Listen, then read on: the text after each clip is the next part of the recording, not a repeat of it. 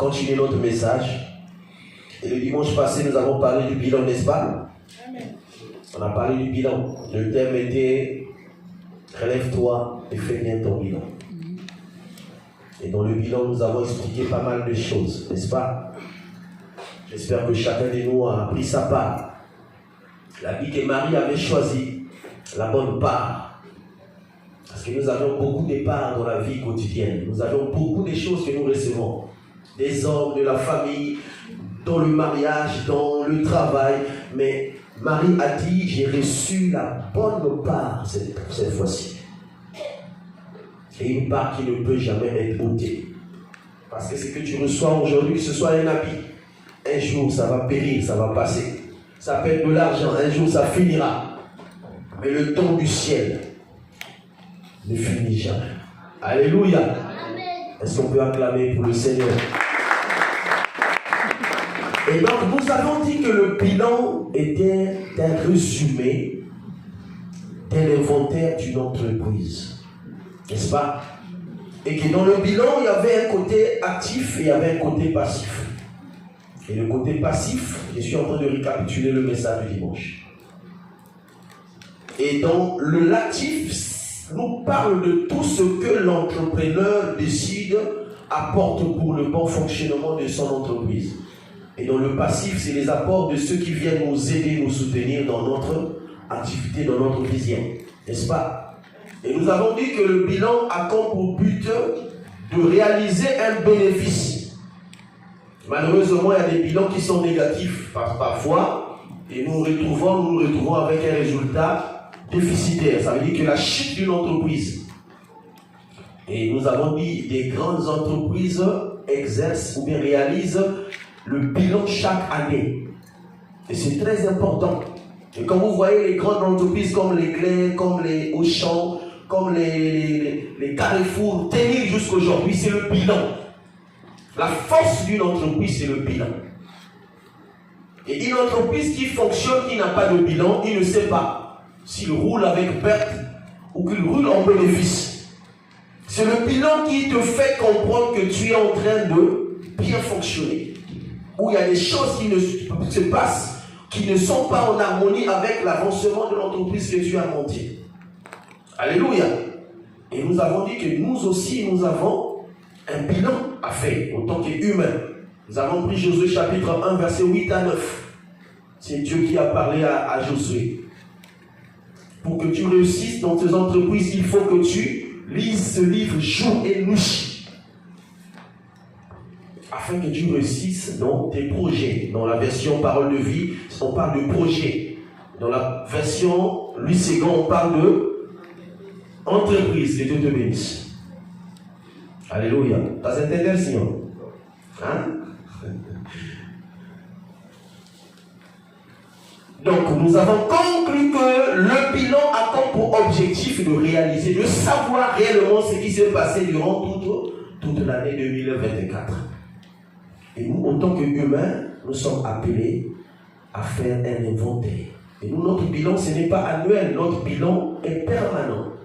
N'est-ce pas? Parce qu'il y a deux types de bilan.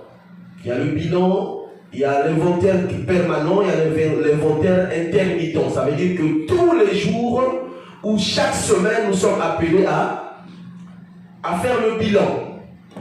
Alléluia. Nous ne nous attendons pas à la fin de l'année pour faire notre bilan. Tous les jours de notre vie, tu es sorti le matin, tu es rentré le soir, tu dois faire l'analyse de ta journée. Qu'est-ce que tu as fait de bon? Qu'est-ce que tu as fait qui n'est pas bon? C'est alors que tu vas commencer, en tant qu'humain doté de toutes facultés, réaliser depuis le matin ce que tu as touché, ce que tu n'as pas touché, ce qui est sorti de ta bouche et ce qui n'est pas sorti de ta bouche. Alléluia. Et c'est là qu'on interpelle la conscience. Alléluia. Alléluia. Et l'homme est doté de cette faculté. Et vous voyez, Dieu a regretté pourquoi il a créé l'homme. Pourquoi? Parce que cette notion était sortie de l'homme. La conscience. C'est-à-dire que l'homme est arrivé sur le point de faire, de commettre, mais sans s'arrêter pour essayer de faire une analyse. Alléluia. Alléluia. Même les criminels, à un moment donné, ils s'arrêtent et décident d'arrêter de faire des crimes. Alléluia. Et à combien plus forte raison, nous les chrétiens? La Bible dit qu'on a cherché le monde, dans le monde on ne l'a pas trouvé, on l'a trouvé dans l'église. Et on a cherché l'église, dans l'église on ne l'a pas trouvé, on l'a trouvé dans le monde. C'est grave. Alléluia. Alors que nous sommes censés tous les jours recevoir la sémence qui est la parole de Dieu. Et nous sommes censés réaliser la grandeur de Dieu. Nous qui avons reçu le don que nous n'avons même pas mérité. Alléluia. Et nous avons dit, on peut souhaiter bonne année, meilleurs vœux. C'est bien. Mais le mieux, c'est de faire un bon inventaire pour cette année qui vient d'écouler. Parce que nous avons aussi dit que pour bien commencer une année, il faut, après avoir fait la synthèse de l'année passée, faire le report pour cette année. C'est ça. C'est comme ça que le bilan fonctionne. Nous avons le bilan d'ouverture et nous avons le bilan de clôture. On peut commencer la journée, on dit des choses qu'on va faire, on dit des choses qu'on ne va pas faire, et à la fin de la journée, on réalise si nous l'avons respecté ou pas. C'est un bilan. Alléluia. Et le bilan d'ouverture ne peut pas commencer s'il ne tient pas compte de l'ancien bilan, n'est-ce pas? De ce qui s'est passé. Tu ne peux pas commencer l'année 2025 si tu ne réalises pas ce qui s'est passé en 2024. Tu vas échouer. On va arriver en 2026, tu vas encore crier bonne année, meilleurs vœux, mais tu resteras la même personne.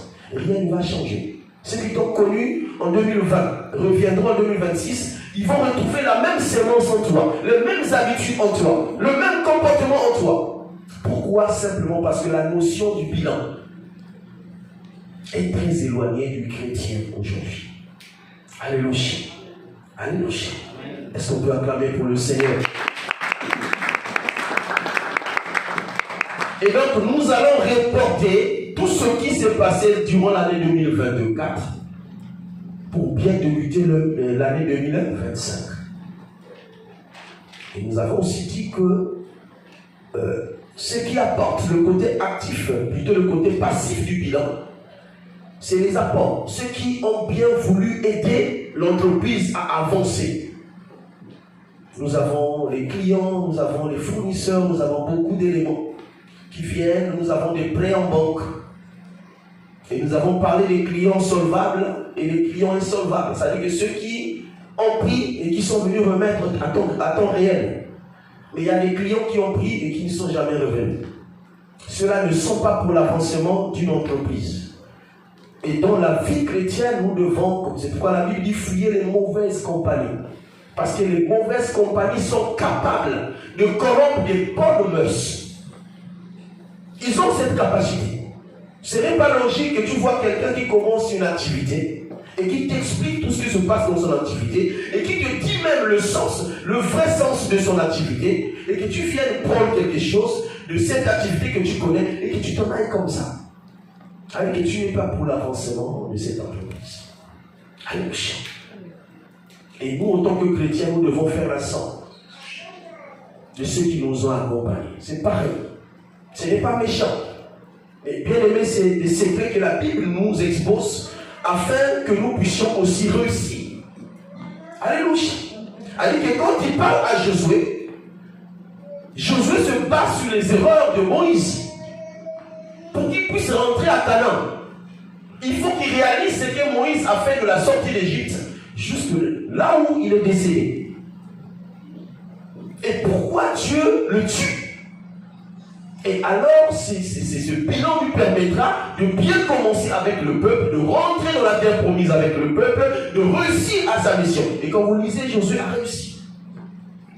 Pourquoi? Parce qu'il a pris non seulement la loi, mais aussi l'exemple de Moïse. Donc on ne peut pas rentrer dans une année sans tenir compte de l'année précédente. Vous comprenez? Alléluia. Et nous avons parlé des projets.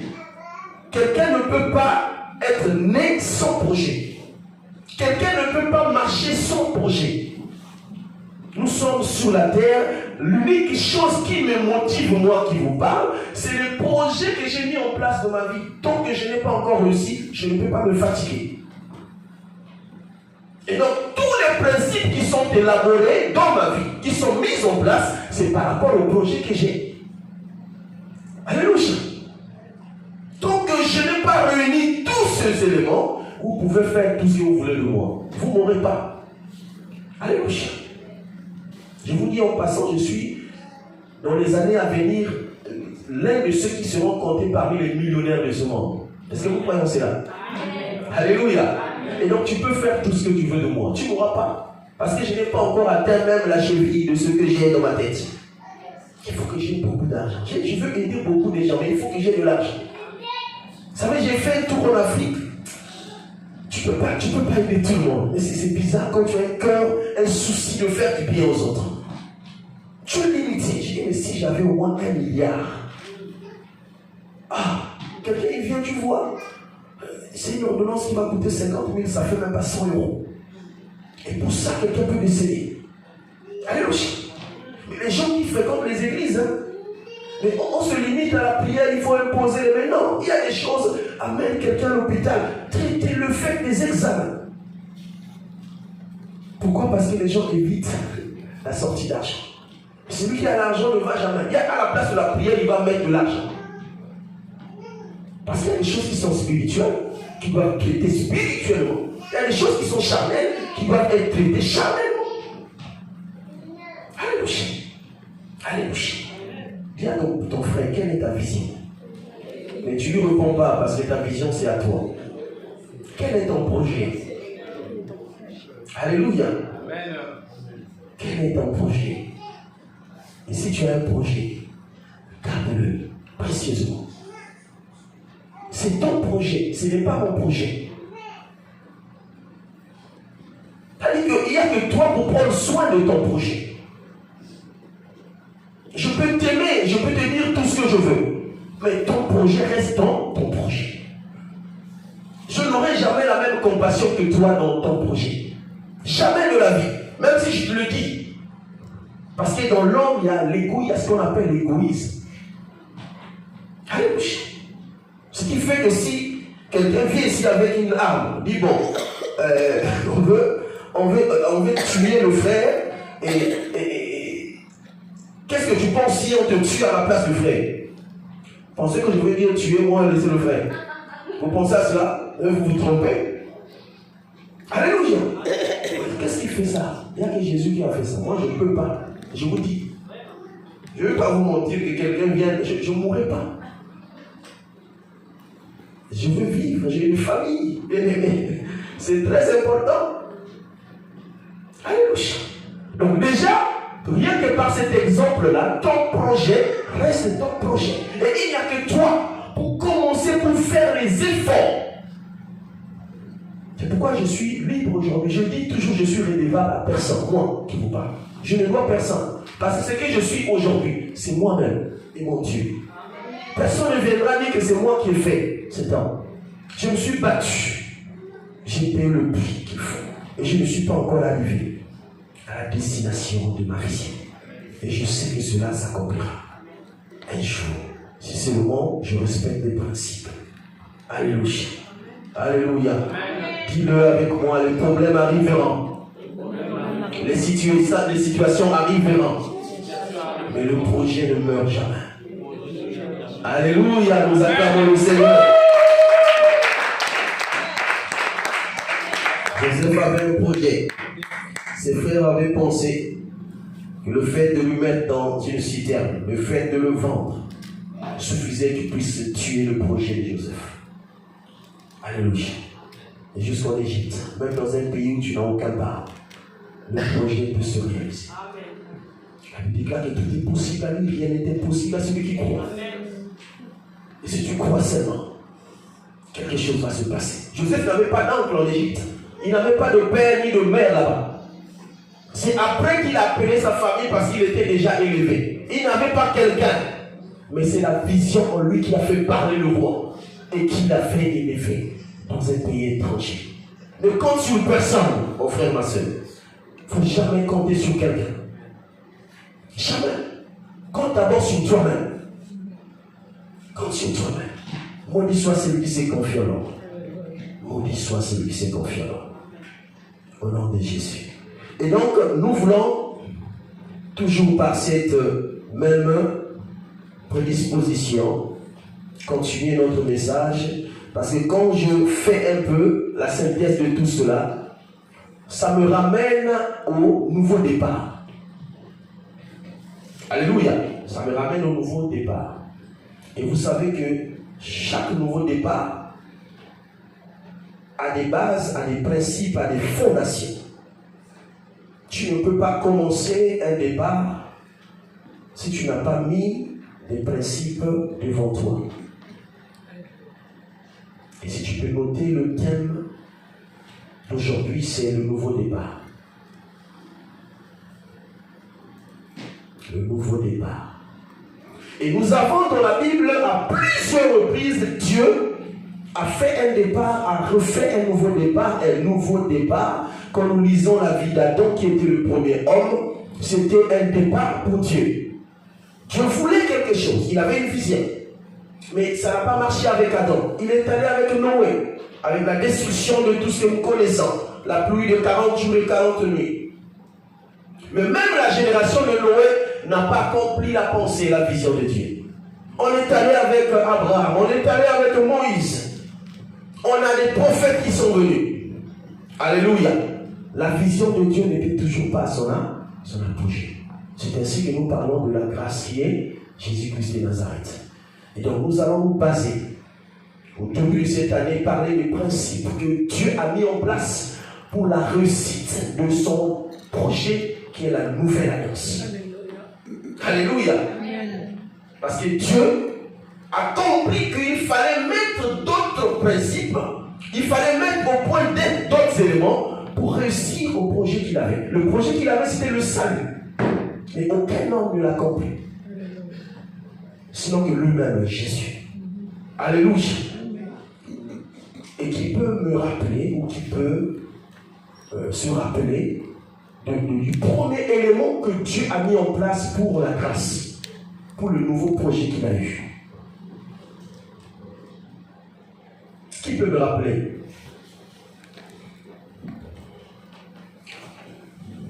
Tu as commencé par quoi? Quand vous lisez le Nouveau Testament, c'est là que les choses ont commencé. Le Nouveau Testament a commencé par quoi? Pour sauver l'homme. A commencé par donner, oui. Et pour toucher l'homme, ok. Pour toucher l'homme.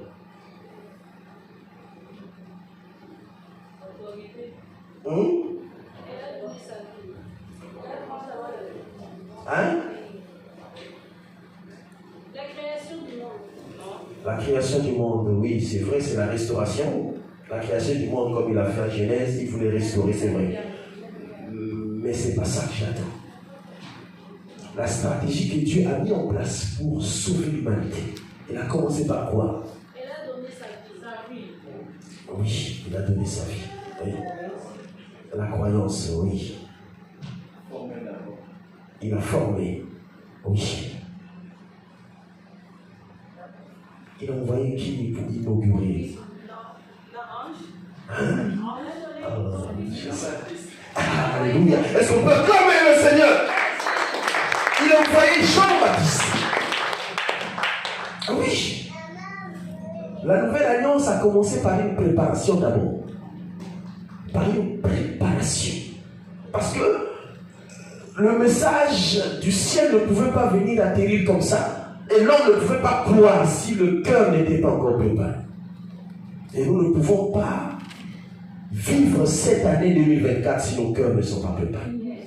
Et quel était le message de Jean-Baptiste? La repentance. Oh, j'aime ça. La repentance. Alléluia. Ça commence à venir. Donc nous allons débuter cette année par la repentance. La repentance. On va lire une portion des écrits. Mon bien-aimé là-bas va lire là-bas et Christ. peux me prendre ta Bible s'il te plaît?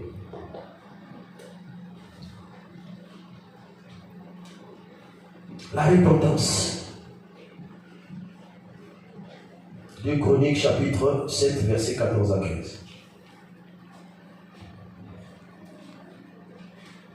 Bien aimé, ce que nous recevons ici, je vais vous le dire, je vais ouvrir une parenthèse. Vous aurez les impositions des mains. Vous aurez des paroles de prophétie. Vous aurez des paroles de connaissance. Mais la clé de la réussite d'un chrétien, c'est la connaissance. Alléluia. Et c'est la vision que Dieu m'a donnée. Et comme on dit, il est toujours mieux d'apprendre à un enfant de pécher que de lui toutefois lui donner du poisson. Parce que le jour où tu ne seras pas là, il ne va pas manger. La source de la vie chrétienne, c'est la connaissance. C'est pourquoi Osée dit, mon peuple périt par manque de connaissance.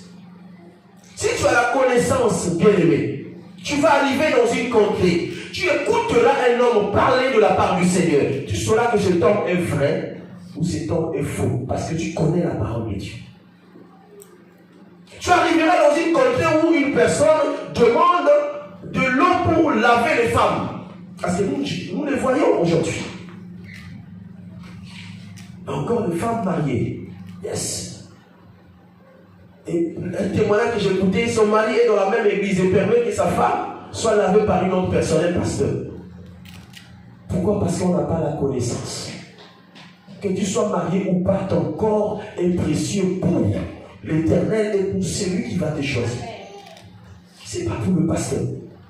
Alléluia. Tout ça parce que nous n'avons pas la base. On veut être béni, mais nous ne voulons pas avoir la source de la bénédiction. Et c'est de cela qu'il est question. Oui, mon frère, vas-y.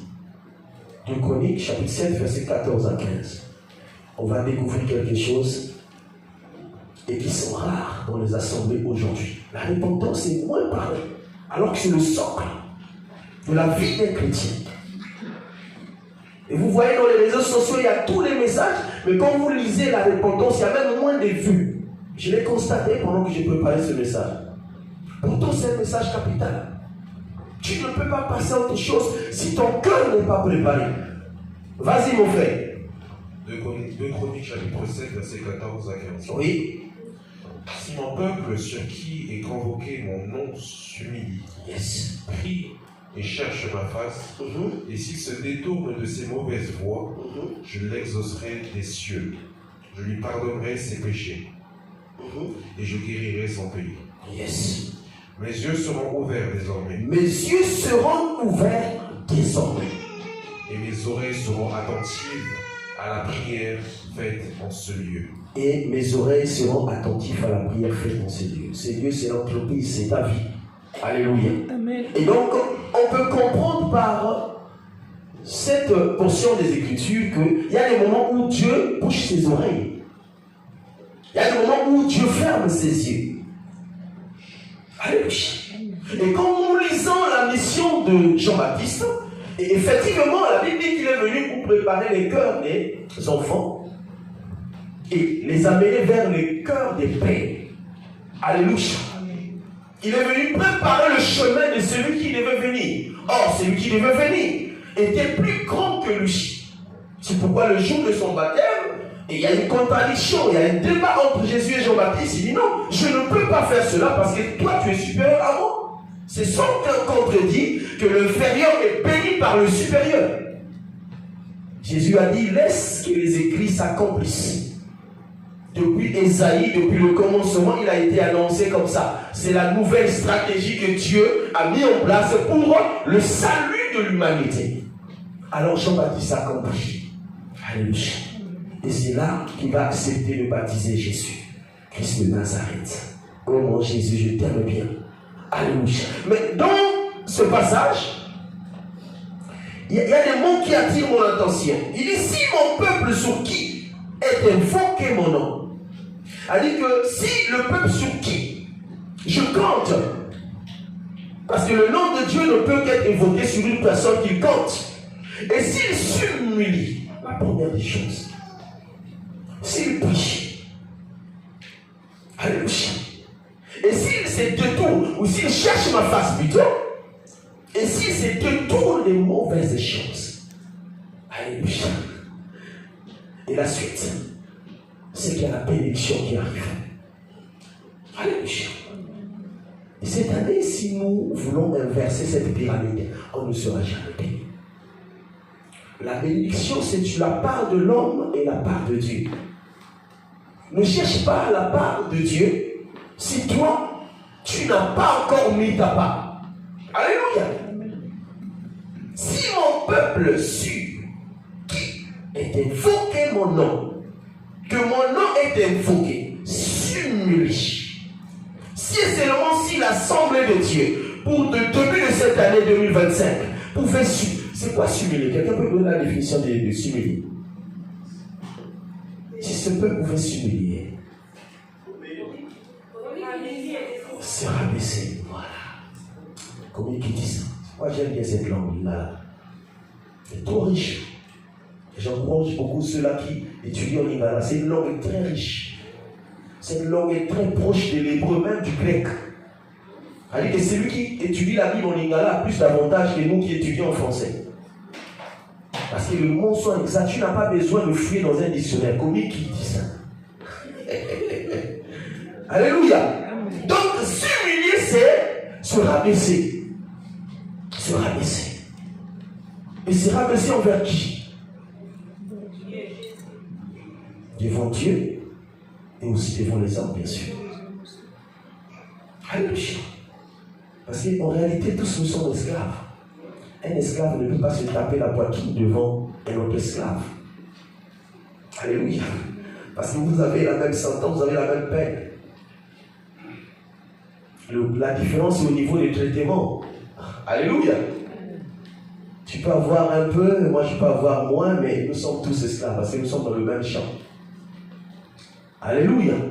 Donc on s'humilie d'abord devant Dieu, le Créateur, et ensuite on va s'humilier devant nos prochains. Devant Dieu, on peut tromper Dieu, on peut tromper les humains parce qu'on peut dire qu'on s'humilie devant Dieu. Personne ne va voir. Mais n'oubliez pas, pour comprendre la grande humilité de l'homme, c'est devant l'homme d'abord. Alléluia. C'est un homme qui est respectueux, un homme qui écoute, un homme qui n'accorde pas trop d'importance devant les autres, mais surtout élève les autres.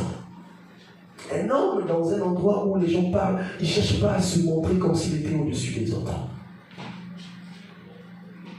Parce qu'on connaît l'humilité par les œuvres, n'est-ce pas? C'est par les œuvres qu'on peut connaître l'humilité d'une personne. Ce n'est pas en parlant. Et cette année, nous voulons commencer par cette notion du départ. Si nous voulons bien commencer cette année, s'il vous plaît, soyons humbles. Dis à ton frère, sois humble. Parce que tu n'es rien. J'aime bien ce mot-là, tu n'es rien. Sois humble parce que tu n'es rien. C'est Job qui dit en réalité en l'homme c'est l'esprit. Tu penses que ton corps là est utile devant parce que tu te dis, quand tu te mets, tu te dis je suis plus belle, je suis plus beau. Tu achètes un petit habit, tu mets, tu penses que tu es mieux habillé que les autres. Tu n'es rien. Alléluia, tu n'es rien. J'ai connu des gens, en ton terre, ils ont aligné des champs Mac Weston. Ça part même pas un pied qui part dans sa tombe. Hein. On lui choisit les habits. Vous voyez le costume que j'ai mis là. Le jour où je partirai, cette chaussure-là, quelqu'un aura déjà une vision sur cela. Le costume là, on ne va pas me le mettre. Pourtant, c'est bon avec moi. On va aller me choisir un costume de 2 euros, 3 euros. Alléluia. Et c'est des éléments, bien aimés, qui peuvent nous amener à ne pas être orgueilleux dans la vie. Et c'est sur le terrain, ce terrain-là que Satan travaille beaucoup. L'orgueil. Il faut être humble.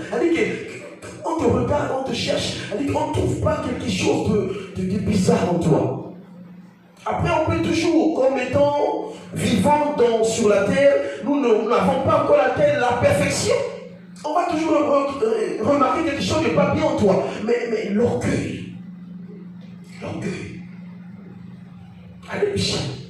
C'est un élément bizarre. Je vous ai dit le dimanche passé, je me gêne quand je vois de l'orgueil dans la vie d'une personne. Je me gêne même à sa place. Parce que c'est un élément que Satan a mis en place dans la vie de beaucoup de gens.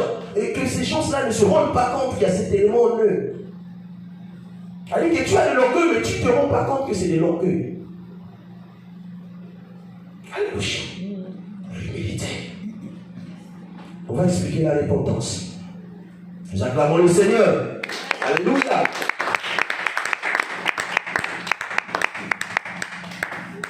Donc, comme on l'a dit, comme pour chaque départ, il faut une fondation, il faut un début. Et vous savez bien que dans chaque début, nous avons toujours, comme pour construire une bâtiment de maison, on ne peut pas commencer par les murs. On commence par une fondation. Pour une personne qui veut voyager, il faut de l'argent. Tu ne peux pas voyager, aller consulter Air France ou je ne sais pas quelle agence dit je veux voyager. Ils diront où est ton billet? Il te faut un billet, il te faut de l'argent avant. Et tu ne peux pas rentrer dans le vol si tu n'as pas fait le check-in.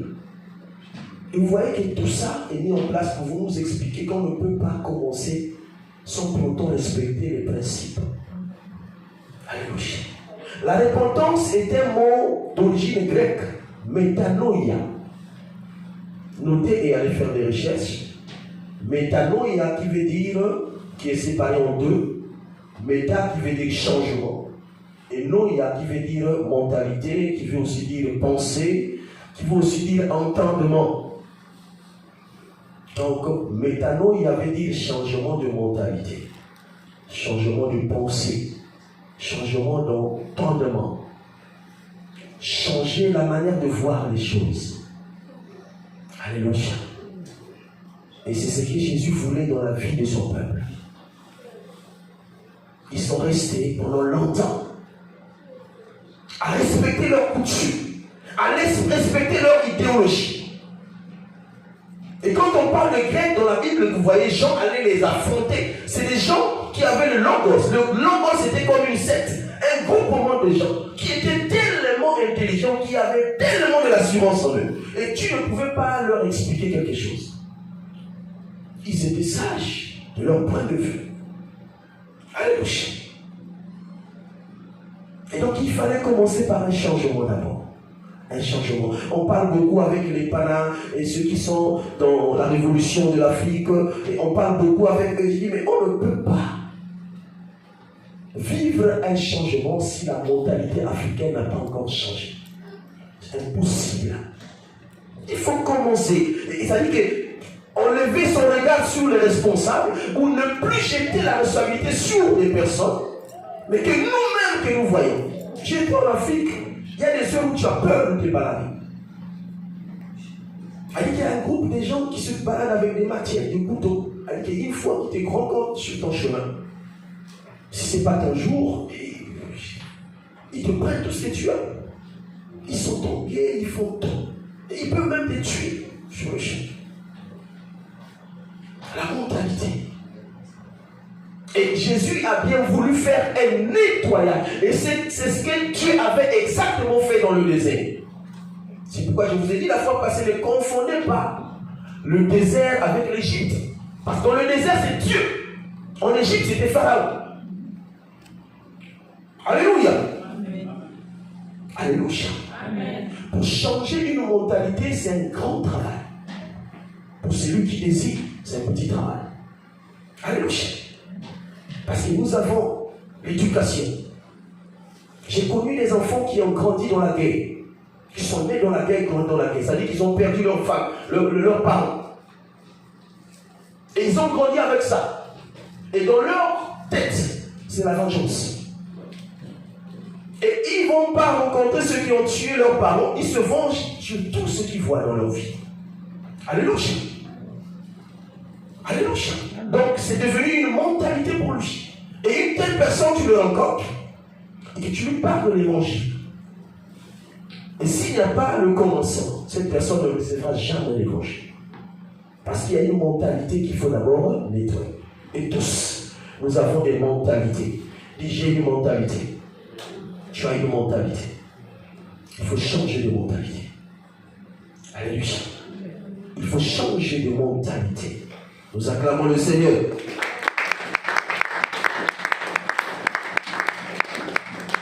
Changement de mentalité. Parce que l'homme est appelé à changer. 1 Corinthiens chapitre 14, verset 33. Nous avons reçu un Dieu d'ordre et non un Dieu de désordre. Et pour celui qui respecte les principes,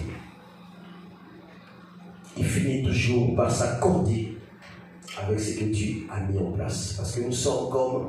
ça fait encore quelques jours que j'ai joué au puzzle. Vous connaissez le puzzle, n'est-ce pas? C'est un jeu où on met des fragments, des morceaux, et on le met en paix d'une manière dispersée. Et nous avons une maquette et il faut les ranger. Jusqu'à ce que tu trouves ce qui est mentionné sur la maquette. C'est un dessin. On a fait avec ma fille là-bas, c'était compliqué. On a fait presque 2 jours. Un grand puzzle comme ça.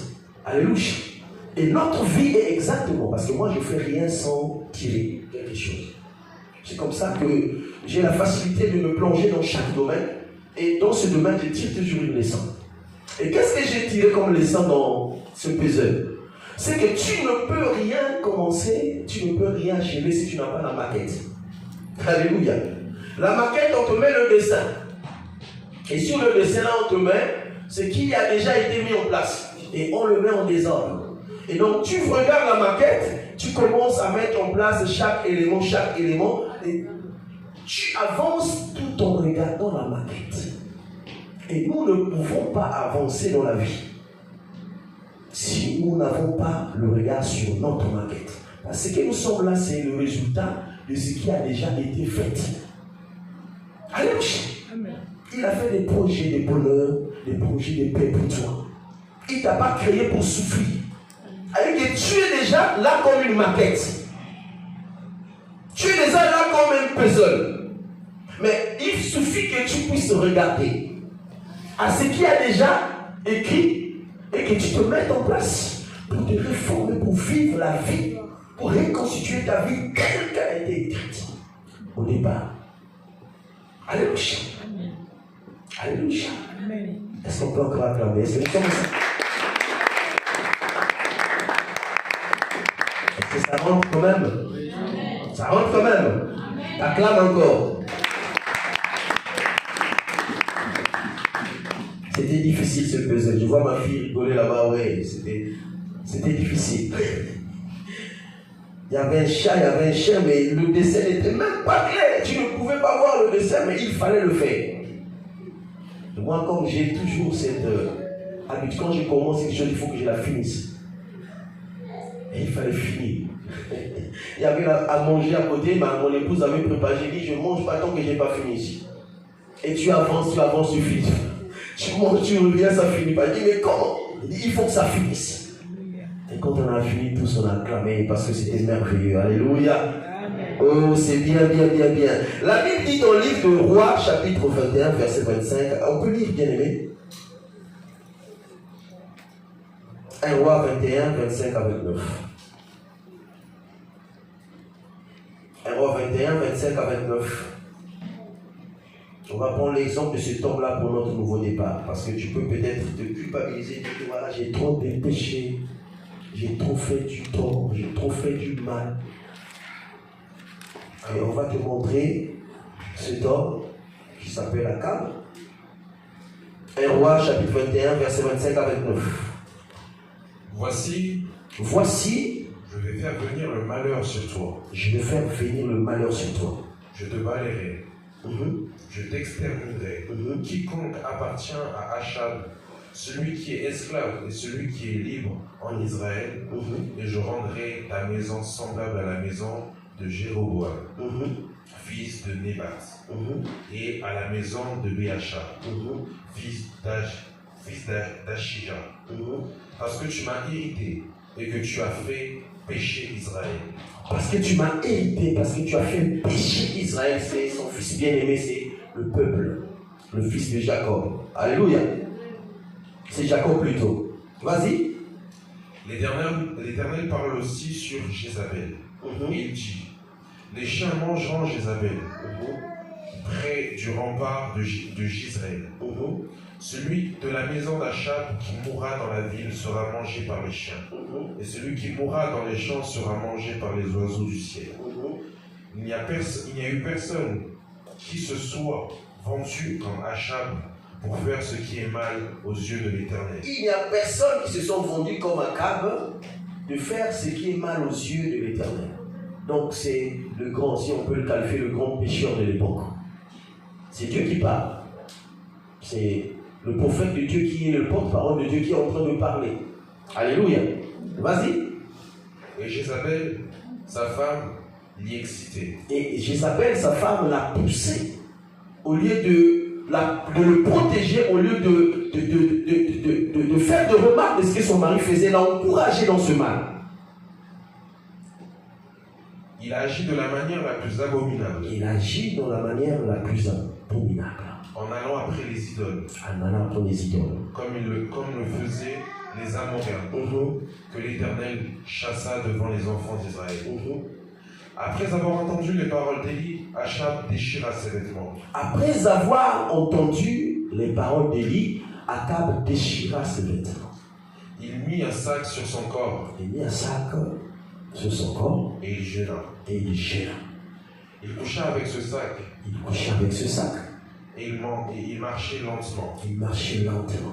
Et la parole de l'Éternel fut adressée à Élie. Et la parole de l'Éternel fut annoncée à Élie. Le Tishbite. Le Tishbite. En ces mots.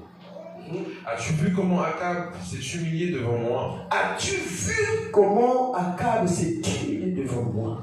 Parce qu'il s'est humilié devant moi. Parce qu'il s'est humilié devant moi. Je ne ferai pas venir le malheur pendant sa vie. Je ne ferai pas venir le malheur pendant sa vie. Ce sera pendant la vie de son fils que je ferai finir le malheur. Que Dieu te bénisse, tu peux t'arrêter là. Donc, qu'est-ce qui a fait que le Seigneur, le Dieu Tout-Puissant, ne fasse pas venir le malheur sur la vie d'Achab? Parce qu'il s'est humilié. Alléluia. Alléluia. Vous voyez l'importance de l'humilité. La Bible dit que l'humilité précède la gloire. Ce n'est pas la gloire avant. Ne te vante pas. Tu n'es rien. Alléluia. Tu n'es rien. Ne cherche pas les erreurs dans la vie des autres. Tu n'es rien. Ne cherche pas à faire tomber les autres. Ne cherche pas à faire croire les gens que tu étais plus que les autres. Tu n'es rien. Alléluia. Achab, c'était le roi. Votre connaissance, c'était un roi. Toi, tu n'es même pas un député. Moi, encore un ministre. Alléluia. Achab était roi. Et en sa qualité de roi, il a écouté un prophète parler. Et il a fait quoi? Il s'est humilié. Parce qu'il avait cette notion. Qui est aussi humiliant. C'est lui qui avait parlé. C'est nous aujourd'hui là qu'on n'a plus peur de Dieu parce que on se dit qu'au temps de la grâce, Dieu ne frappe plus comme il frappait au temps de l'ancienne alliance. Mais nous nous trompons. La grâce est plus compliquée que la loi. Ceux de la loi ont été sauvés, rattrapés. Mais toi qui vas te rattraper? C'est un piège la grâce. La Bible dit que Jésus, pendant les 3 jours, est allé dans les séjours de mort pour prêcher ce qui était dans l'alliance. L'ancienne alliance. Ils ont cru en Jésus et ils ont été enlevés avec Jésus. Et toi, pendant que la trompette va sonner, qui viendra te sauver? Si tu ne changes pas maintenant, quand est-ce que tu vas changer? Quand est-ce? C'est bizarre. Vous savez, il y a des choses, quand je vois un peu ceux qui sont pour la révolution, quand ils disent certaines choses, c'est leurs propres frères qui s'opposent à eux. Pourquoi? Parce qu'ils trouvent que les choses qu'ils disent ne cadrent pas avec ce qu'ils pensent. Mais peu importe ce que tu penses, si je dis ce qui cadre avec l'avenir de tout un peuple, ce n'est pas, je ne suis pas avec toi. Alléluia. Alléluia. Peu importe ce que tu peux est vrai. Je reste dans la vérité. Alléluia. On est trop. On ne peut pas changer parce qu'on est trop communautaire. On est trop. Depuis qu'on a commencé, il n'y a même pas. Vous ne voulez pas vous mélanger avec les autres. Mais comment vous allez changer? Ça va rendre la vie difficile. Le jour où vous allez vous retrouver avec les Italiens, par exemple, avec votre mentalité, vous aurez des problèmes. Vous allez dire qu'ils sont mauvais. Non, ils ne sont pas mauvais. Parce que vous n'avez pas changé. Vous voulez vivre avec les Italiens, avec la mentalité africaine. Ils n'ont pas votre mentalité. Alléluia. Il faut aussi écouter un peu, lire un peu, comparer un peu. Et c'est ce qui fera quand tu es avec les autres. Tu vas essayer. Il y a des choses que tu ne dirais pas. Tu es avec ton frère qui n'entend pas ton dialecte, mais vous parlez en dialecte. L'autre est là, n'écoute pas ce que tu dis. Mais tu peux lui mettre dans la tête des choses. Il ne comprend rien, mais il est là, à côté. Pourquoi? Parce qu'on ne veut pas changer. Quelle est la langue la plus difficile? C'est le français, vous savez? Vous savez que c'est le français qui est la langue la plus difficile. Démontrez, hein? Où il y a beaucoup d'Américains, d'Anglais qui n'arrivent pas. Ils disent, on a essayé, on n'arrive pas à apprendre cette langue. C'est trop difficile. Il y a trop de temps, il y a trop d'articles, il y a trop de choses. Alléluia. Vous avez fils, vous avez fille. Vous prononcez pareillement, mais quand on écrit, c'est pas pareil. Et vous allez vous retrouver le fil au pluriel avec la même chose avec le fils. Alléluia. Et ils me disent, quelle est cette langue-là? Alléluia. Il faut changer de mentalité. Et nous allons lire un texte. Et je pense qu'on ne va pas le finir aujourd'hui. On va le continuer les dimanches. Le texte est dans Matthieu chapitre 3, versets 1 à 11. Bien aimé, vas-y. Ce texte nous parle des pharisiens et des sadducéens.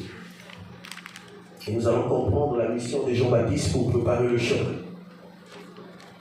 Et dans le texte qu'on a lu dans Chronique, qui nous présente un Akab qui était le plus pécheur, l'homme le plus pécheur de sa génération, comment il a compris et s'est humilié. Ça veut dire que toi et moi aujourd'hui, qui ne sont pas qualifiés comme les hommes, les femmes les plus pécheurs de cette planète, nous pouvons faire encore plus qu'Akab, n'est-ce pas? Alléluia. Bien aimé, tu peux faire la lecture s'il te plaît. Matthieu chapitre 3, versets 1 à 11.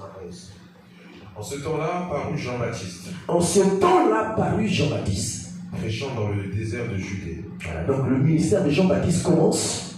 Pourquoi? Parce qu'il y a quelqu'un de plus grand qui arrive après lui, puis pour mettre au point les choses.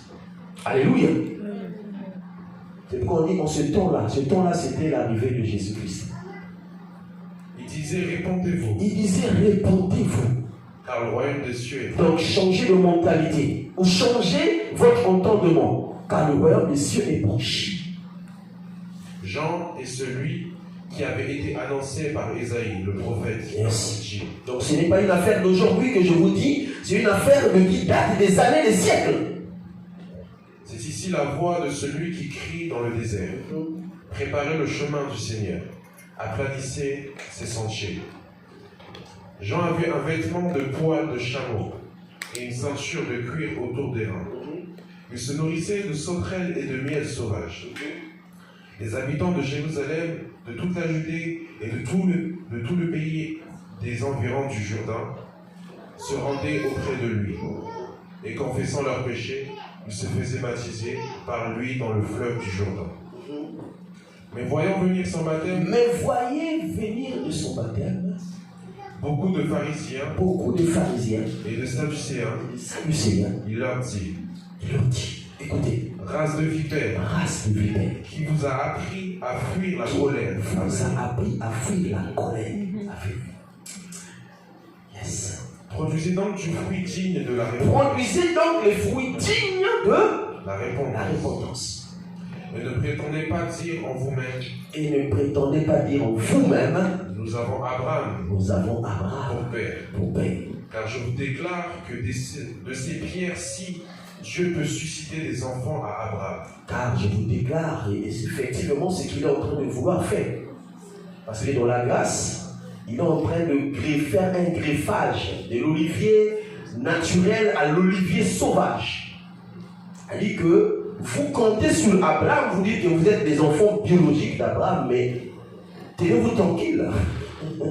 Si vous continuez à vous comporter ainsi, Dieu va susciter d'autres enfants pour Abraham, et c'est notre génération qu'il avait montré comme étoile.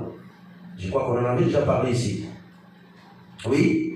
Donc tu peux t'arrêter là. Donc, ce qui attire mon attention dans ce texte-là, c'est qu'il nous présente les pharisiens et les sadducéens.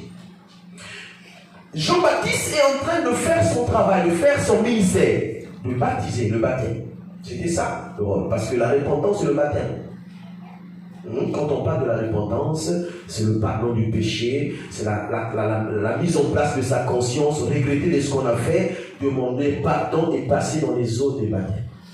Mais ça ne s'arrête pas là. Alléluia. L'eau ne change pas une personne.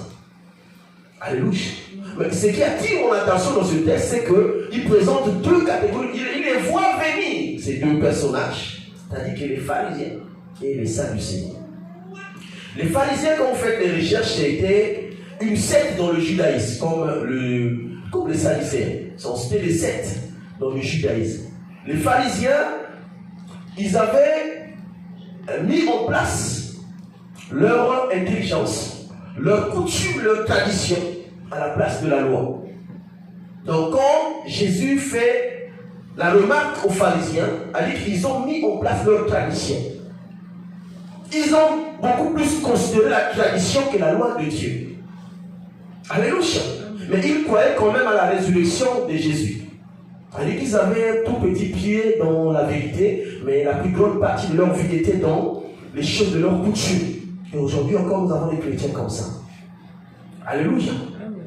Que mon père a dit, ma mère a dit, ma famille a dit. Et quand tu lui apportes la parole de Dieu, il préfère, ou la personne préfère mettre en place ce que ses parents l'ont dit. Oui, tes parents vont disparaître, mais la parole demeure. Alléluia.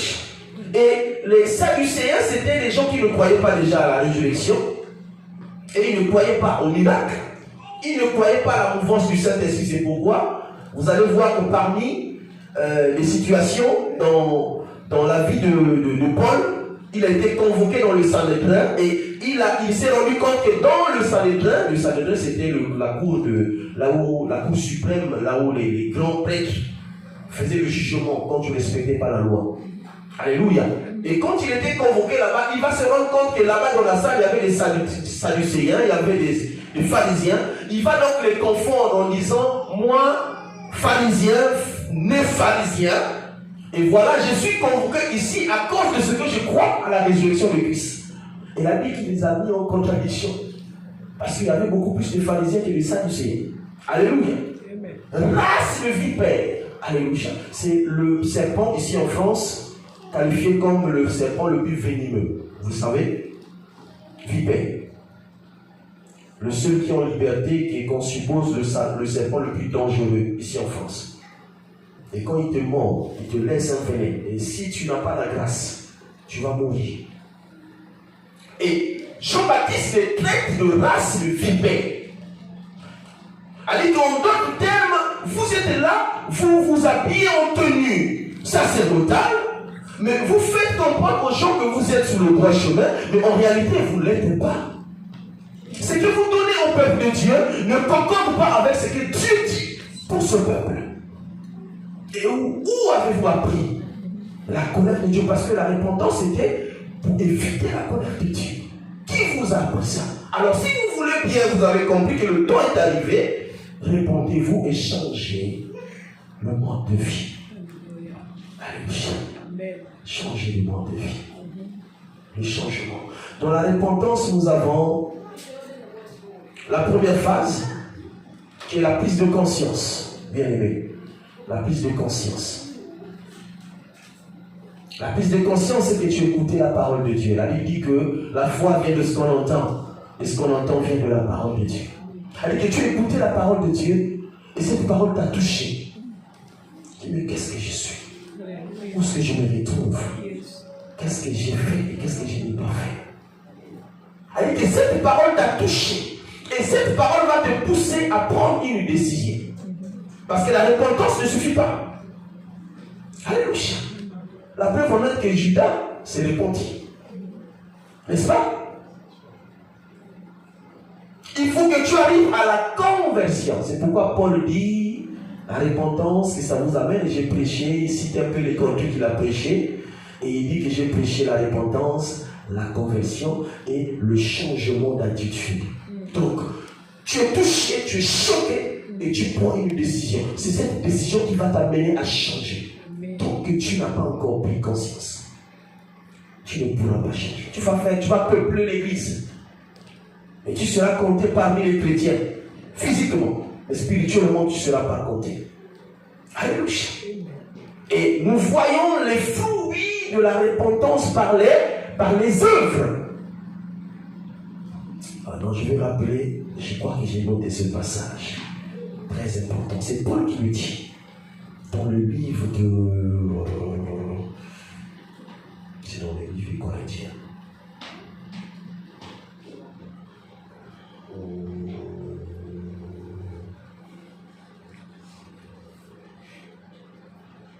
Est-ce qu'on peut lire les Actes des Apôtres, chapitre 26 et 20, s'il vous plaît?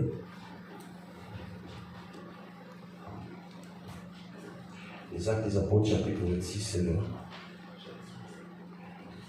Les Actes des Apôtres, chapitre 26, verset 20.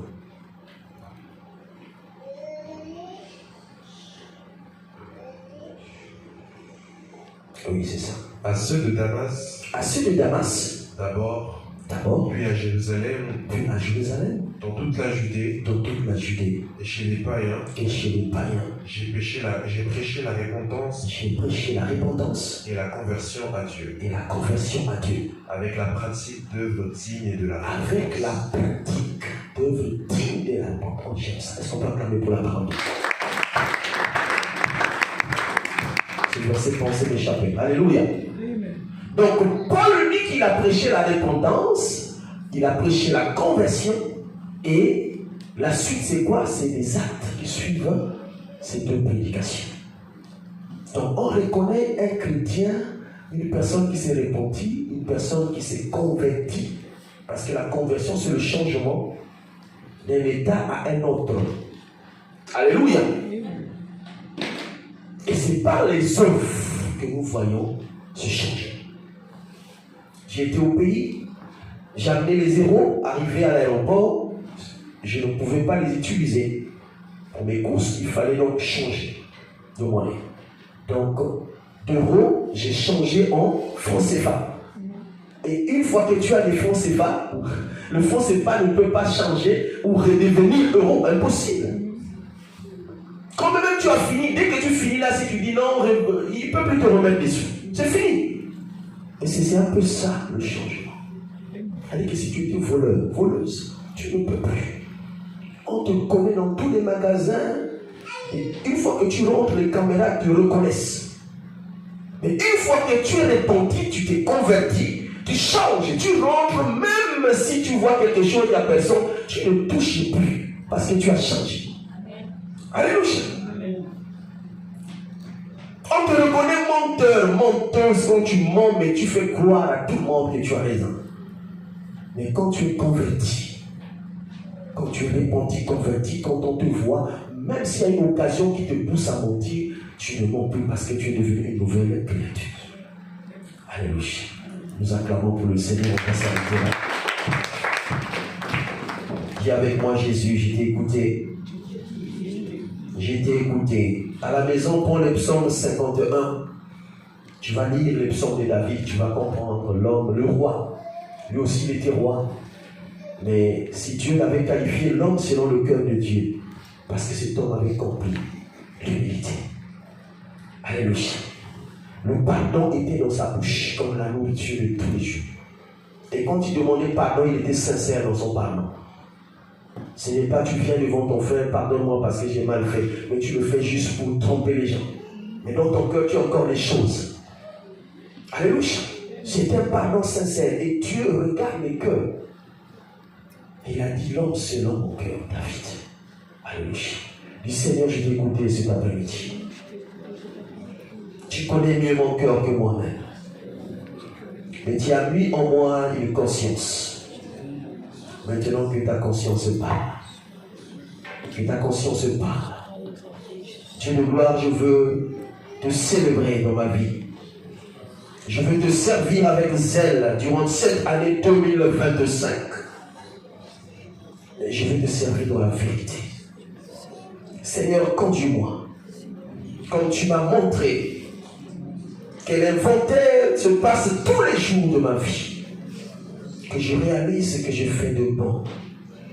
Que je réalise ce que j'ai fait de mauvais. Parce que je suis un homme. Je peux me tromper. Seigneur, mets ma conscience en place.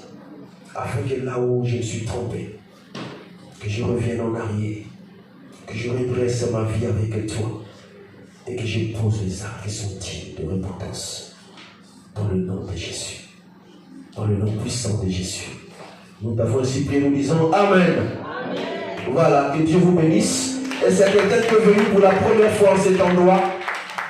Nous allons le recevoir de la manière de l'Église, école des disciples de Jésus-Christ. Nous acclamons le Seigneur. Nous acclamons le Seigneur, le roi des rois.